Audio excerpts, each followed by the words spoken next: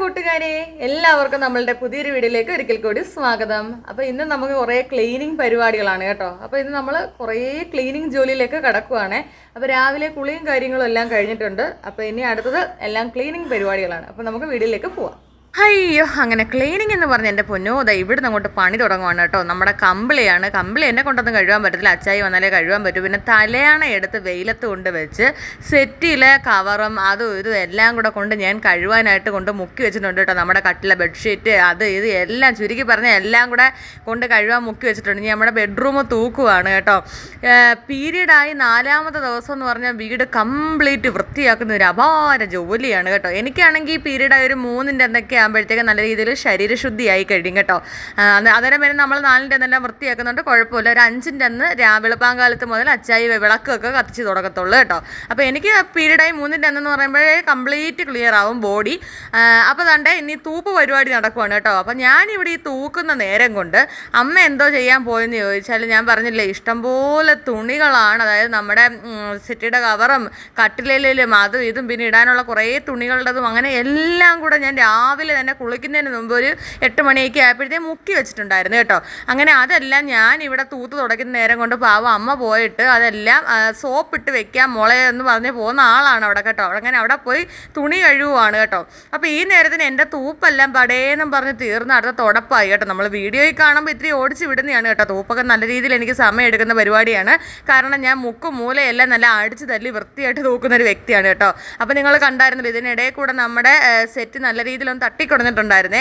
കാരണം നമ്മൾ എത്ര തൂത്താലും എത്ര വൃത്തിയാക്കിയാലും എപ്പോൾ നോക്കിയാലും പൊടിയാവും. ഇത് ബ്ലാക്ക് കളറും കൂടെ ആയതുകൊണ്ട് പൊടിയൊക്കെ പിടിച്ചിരുന്നാൽ പെട്ടെന്ന് നമുക്ക് അറിയാനും പറ്റും കേട്ടോ. എന്നാൽ തന്നെ ഞാനാണെങ്കിൽ ഇതിനകത്ത് കവർ ഇടുന്ന സെറ്റ് അല്ല ഇത്, എങ്കിൽ കൂടി സെറ്റ് കവറൊക്കെ ഇട്ടാണ് നമ്മൾ വെച്ചേക്കുന്നത്. എന്നിട്ട് പോലും പെട്ടെന്ന് പൊടി പിടിക്കാറുണ്ട് കേട്ടോ. അങ്ങനെ ആണല്ലോ അല്ലേ. അങ്ങനെ തുടപ്പിൻ്റെ പരിപാടിയെല്ലാം ആ ഒരു സെക്ഷൻ കഴിഞ്ഞ് നമ്മുടെ ഡൈനിങ് ഏരിയയിലെ തുടപ്പിൻ്റെ ഭാഗത്തോട്ട് വരുമ്പോഴത്തേക്ക് ഞാൻ ഈ ഒരു ഏരിയയിലെ വാഷ് ബേസിൻ അന്നേരം അങ്ങ് കഴുകി ഇടാറുണ്ട് കേട്ടോ. അധികം ഇവിടെ ആരും യൂസ് ചെയ്യാറില്ല.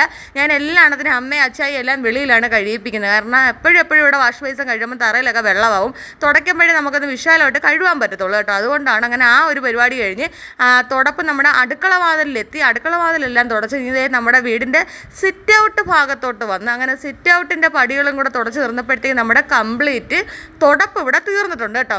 അങ്ങനെ തുടച്ച സാധനം തന്നെ ഞാൻ ഇവിടെ ചെറുതായിട്ടൊരു കയർ ഇങ്ങനെ കെട്ടിയിട്ടിട്ടുണ്ട് കേട്ടോ. അപ്പോൾ അതിനകത്തേക്ക് ഈ തുടച്ച ഇത് കൊണ്ടിങ്ങനെ ഇട്ട് കഴിയുമ്പോഴത്തേക്ക് അവിടെ കിടന്ന് വെള്ളം പോയാൽ ഉണങ്ങിക്കോളും. ഇനി അടുത്ത തുടപ്പിന് എടുത്താൽ മതിയല്ലോ. ഇനി നമുക്ക് അടുത്ത വീട് ക്ലീനിങ്ങും തുടപ്പും ഒക്കെ വരുന്നുണ്ട്. അതായത് കർക്കിടക വാവാണല്ലോ ഓഗസ്റ്റ് 12-ാം തീയതി. അച്ഛനാണെങ്കിൽ 2008-ലാണ് മരിച്ചത് കേട്ടോ, എൻ്റെ 8ാമത്തെ വയസ്സിൽ. അപ്പം ഞാൻ ആ 2008 മുതൽ ബലിയിടാൻ തുടങ്ങിയതാണ്. ഭഗവാന്റെ അനുഗ്രഹം കൊണ്ട് എനിക്ക് ഇന്ന് വരെ ആ ബലിയിടുന്ന കർമ്മങ്ങളൊന്നും മുടക്കേണ്ടി വന്നിട്ടില്ല കേട്ടോ. അപ്പോൾ അതിന് മുമ്പ് പീരീഡ് ആയാലും എല്ലാ അശുദ്ധികളും മാറി കിട്ടാറുണ്ട്. അത് ഏറ്റവും വലിയൊരു ഭാഗ്യമായിട്ട് കരുതുന്നു. അച്ഛനൊരു മോളല്ലേ ഉള്ളൂ, നേരം പിന്നെ ഞാനല്ലാതെ ആര് ചെയ്യാനാണ്. അങ്ങനെ നമ്മുടെ വഴിയും നമ്മൾ തെന്നി മാറിയിട്ടുണ്ട്. അങ്ങനെ ജോലിയിൽ നിങ്ങൾ കണ്ടുകൊണ്ടിരിക്കുവാണല്ലോ ഞാൻ സംസാരിക്കുന്നുണ്ടെങ്കിലും. അപ്പോഴത്തേക്ക് നമ്മുടെ തുണികളെല്ലാം അമ്മ പറഞ്ഞായിരുന്നല്ലോ സോപ്പിട്ട് അമ്മ അങ്ങനെ കംപ്ലീറ്റ് കഴുകി വെച്ച്. പിന്നെ ഞാൻ ഒരു വെള്ളത്തിലും കൂടെ ആ തുണികളെല്ലാം കൂടെ ഒന്ന് കഴുകി നമ്മുടെ കുറച്ച് സെറ്റ് കവറും ഷീറ്റും എല്ലാം കൂടെ ഞാൻ കൊണ്ടുവന്ന് അവിടെ നമ്മുടെ ഗേറ്റിൽ ഇട്ട് കൊടുത്തിട്ടുണ്ട് കേട്ടോ. ഇനി ബാക്കി അച്ചായിയുടെ ക്ഷേത്രത്തിലേക്ക് കൊടുത്തുകൊണ്ട് വന്ന മുണ്ട്, നമ്മളെ വീട്ടിൽ കൊടുക്കുന്ന കൈലി അങ്ങനെയുള്ളതൊക്കെ സാധനങ്ങൾ ഞാൻ നമ്മുടെ ഇവിടെ അക്ഷയുണ്ട് കേട്ടോ, അക്ഷയിലോട്ട് ഇടാമെന്ന് വിചാരിച്ചു. എല്ലാ തുണികളും കൂടി ഇവിടെ അക്ഷയിലിട്ട് കൊടുത്താൽ ഉണങ്ങത്തില്ല. എന്താണെന്ന് ചോദിച്ചാൽ ഇവിടെ ഒരു തെങ്ങ് നിൽക്കുന്ന നിങ്ങൾ കണ്ടില്ലേ, അപ്പോൾ അതിൻ്റെ ഓല ഇങ്ങനെ തണലായിട്ട് നിൽക്കും. അപ്പോൾ അതിൻ്റെ ഇടയിൽ കൂടെ ചെറുതായിട്ടേ വെയിലടിക്കും. കൈലിയും മുണ്ടും ഒക്കെ ആണെങ്കിൽ ആ പറഞ്ഞതിന് പോലെ കാറ്റടിക്കുമ്പോൾ അത് കിടന്നങ്ങ് ഉണങ്ങും കേട്ടോ. പിന്നെ ഞാൻ നേരം വെളുത്ത് കുളി കഴിഞ്ഞ് വരുമ്പം തന്നെ ഈ ഇൻ്റർലോക്കിൻ്റെ പരിപാടി അങ്ങ് നല്ല രീതിയിൽ വൃത്തിയായിട്ട് അങ്ങ് വെടുപ്പായിട്ട് തൂത്തങ്ങ് ഇടും ഞാൻ കേട്ടോ. അപ്പോൾ അതുകൊണ്ടുള്ള ഒരു ഗുണമെന്ന് പറഞ്ഞാൽ നമ്മൾ കഴുകി കൊണ്ടുവരുന്ന തുണികളെല്ലാം ഈ ഇൻ്റർലോക്കിൻ്റെ പുറത്തോട്ട് ഇട്ട് കഴിഞ്ഞാൽ നല്ല മുളകും മല്ലിയൊക്കെ നമ്മൾ ഉണക്കിയെടുക്കുന്ന കണക്ക് തന്നെ ഈ തുണികളൊക്കെ ഒരു വൈകുന്നേരം 4 മണിയാകുമ്പോൾ ഉണക്കിയെടുക്കാം കേട്ടോ. നമ്മുടെ ഇവിടുത്തെ സിറ്റ് ഔട്ടിൻ്റെ പ്രത്യേകത എന്ന് പറഞ്ഞാൽ വൈകുന്നേരം 4 മണിയാകുമ്പോൾ സൂര്യൻ സിറ്റ് ഔട്ടിലേക്ക് കയറും. പിന്നെ ഒരു 5-5:30 ആകുമ്പോഴത്തേക്ക് സൂര്യൻ തിരിച്ച് സൂര്യൻ്റെ വീട്ടിലേക്ക് പോകത്തുള്ളൂ കേട്ടോ.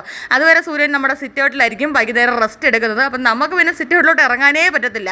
അപ്പോൾ ഈ ഉണങ്ങുന്ന തുണികളെല്ലാം അതിനോടകം നമുക്ക് പെട്ടെന്ന് പറക്കി എടുത്ത് അകത്ത് കൊണ്ടുപോകാനും സാധിക്കും കേട്ടോ.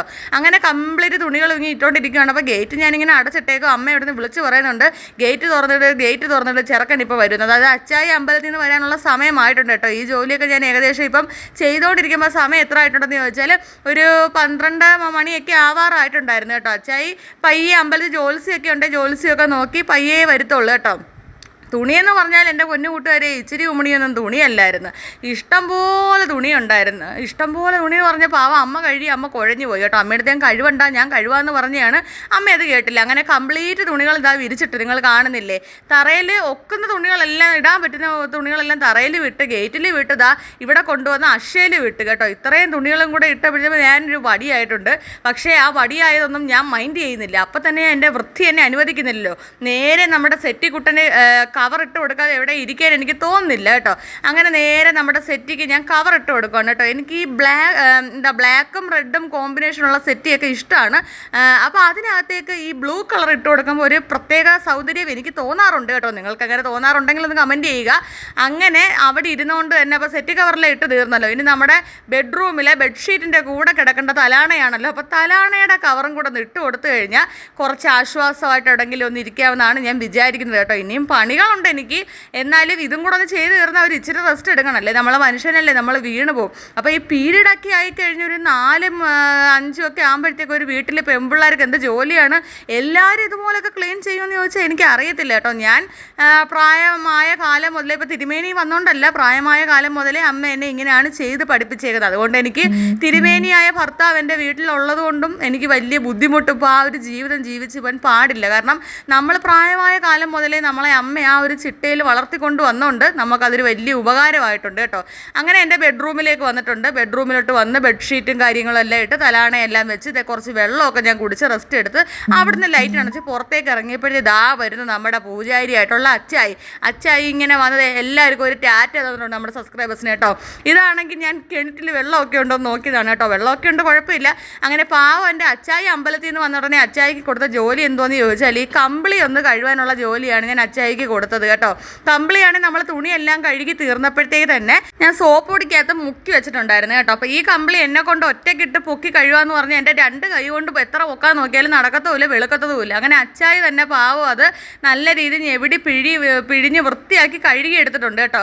അപ്പോൾ തറയിൽ നമ്മൾ ഇട്ടിരുന്ന കുറച്ച് തുണികൾ ഞാൻ ഒന്ന് മാറ്റി കൊടുത്തിട്ടുണ്ട്. കാരണം എന്താണെന്ന് വെച്ചാലേ അത് അവിടെ ഇന്ന് പിഴിയുമ്പോഴത്തേക്ക് ആ വെള്ളം എല്ലാം കൂടെ പിന്നെ തറയിലായ പകുതി ഉണങ്ങി കിടന്ന് നമ്മുടെ തുണികൾ, അല്ലെ പിന്നെ അതെല്ലാം കൂടെ നനയത്തില്ല. അപ്പോൾ വീഡിയോ ഇഷ്ടമായി ലൈക്ക് അടിക്കുക, ഷെയർ ചെയ്യുക, സബ്സ്ക്രൈബ് ചെയ്യുക, കമൻറ്റ് ചെയ്യുക. ഓക്കെ, ടാറ്റ.